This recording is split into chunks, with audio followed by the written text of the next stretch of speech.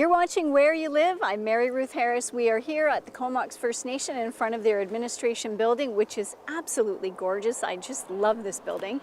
And joining me is Katherine Frank to talk about this year's Tribal Journeys. Now, tell us what Tribal Journeys actually is. Tribal Journeys is just that. It's a journey for many nations and many tribes that will be paddling for many different nations, coming from Oregon State, Washington State, the West Coast, canoeing from Alaska. The journey is about reconnecting with our ancestors, reconnecting with the ocean. I believe the journey is different for everybody. I've gone on a few journeys myself, and we went to the Commonwealth Games. We've gone paddling to the Indigenous Games in 95, 94, 95. We paddled around our traditional territories. I'm up by Alert Bay, where my mother is from, and we've also done the paddling to a Howsett on the West Coast. So wow. I think for each person, it's a different journey. Right.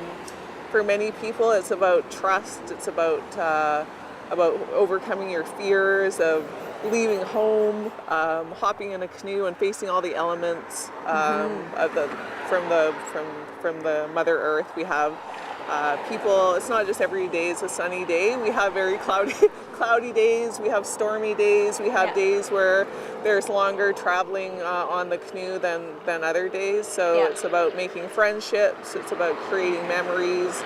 It's about sharing culture. It's about sharing protocols from different nations. Excellent. Yeah. So we have. So on August the 2nd, we will be hosting Tribal Journeys. And, okay. Yeah. So on August 2nd, they actually arrive here at the Comox First Nation? They will be arriving here. So what's going to happen is the canoes are traveling from Qualicum. So they're traveling up from Qualicum. We will be meeting at the head of the Goose Spit, canoe by canoe. Once all the canoes are gathered, there's so far, I think, 65 canoes registered at this point. Okay. So once the canoes are gathered there, we will proceed to the beach fronting the Comox First Nation Administration Building. Okay. And we will, normally what happens is it's a protocol, it's a process where the canoers that are coming from out of town will be requesting to come ashore to the Comox First Nations. Okay. The Comox First Nations and other people in the community and other organizations will be welcoming and co-welcoming each canoe separately to the shores of the Comox people, where we will accommodate them with a place to stay or camp out and food for the time that they're here. So. And how long will they be staying before they go up to, it's Campbell River, right? Campbell River, yeah. Okay. So they will be here August the 2nd and August the 3rd. So we will have them here for 2 nights, and they'll be staying at on the other reserve where the Puntledge campground is, but it's across the street. They won't actually be staying at the campground, so there's a space out there for them to stay. Great.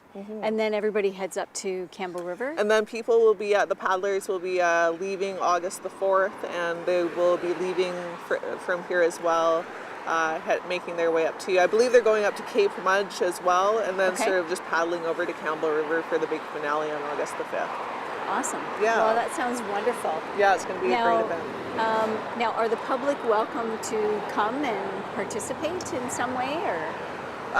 The public is welcome. It's definitely not a closed event, but as you can clearly see here in front of the Comox First Nation with 65 canoes, we're expecting with the canoe gathering alone probably 3,000 people sort of occupying this chunk of land here, which isn't a large amount. So. Right. We are hoping to actually kind of shut the roads down, a road closure for a couple of hours, unless you're a residential living here, or if for emergency crews. We need to sort of keep this at a minimum for traffic. So the other thing we need to do is divert the traffic in a different route. Okay. It's definitely not closed to the public, though. It's open to the spectators, but we have to keep in mind that just the canoe journey alone, we're expecting about 3,000 people, and it's going to be a large amount of space already being taken up with the capacity of the reserve here. Awesome. So. Well, Katherine, thank you so much for sharing this with us. It sounds like a wonderful cultural exchange, and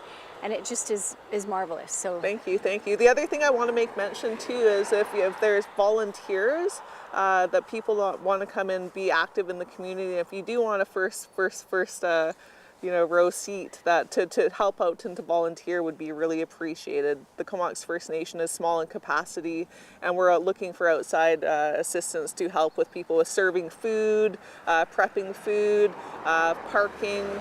So there's lots of opportunity for people to come in and be a part of this event. So it's definitely the more help, the better for the Comox First Nation. Awesome.